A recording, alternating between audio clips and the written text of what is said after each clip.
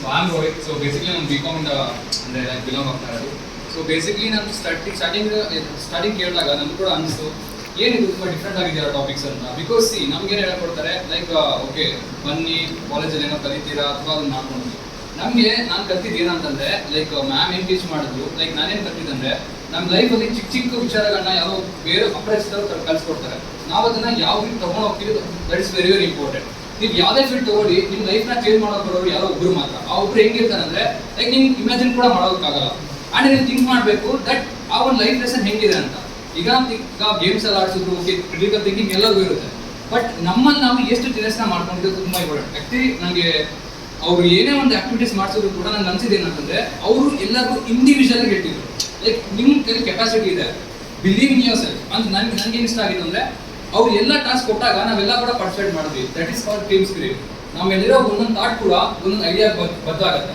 So அந்த idea ಒಂದು victory ಆಗಿ ಸಕ್ಸಸ್ ಆಗಿ ಬದಲಾಗುತ್ತೆ. ಸೊ ಅವಾಗ ನಾವು ಎಲ್ಲಿ ನಾವು ಟೀಮ್ ಸ್ಪಿರಿಟ್ನ ನಾವು ಮೇಂಟೈನ್ ಮಾಡ್ತೀವೋ ಡೆಫಿನೆಟ್ಲಿ ಸಕ್ಸಸ್ ಇರುತ್ತೆ.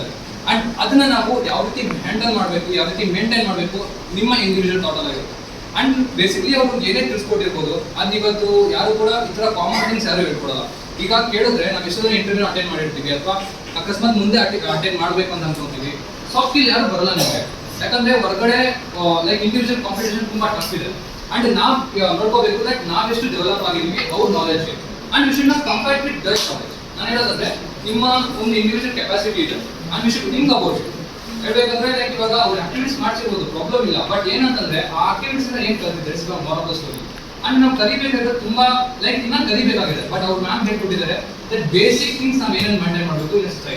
And that's very very important. ಯಾಕಂದ್ರೆ ಇವಾಗ ನಾವು ಸೊಸೈಟಿಗೆ ಲೀವ್ ಮಾಡ್ತಿರೋದು ಯಾಕಂದ್ರೆ ನಾವೆಲ್ಲ ಹ್ಯೂಮನ್ ಬೀಯಿಂಗ್ಸ್ ಹೌದಾ.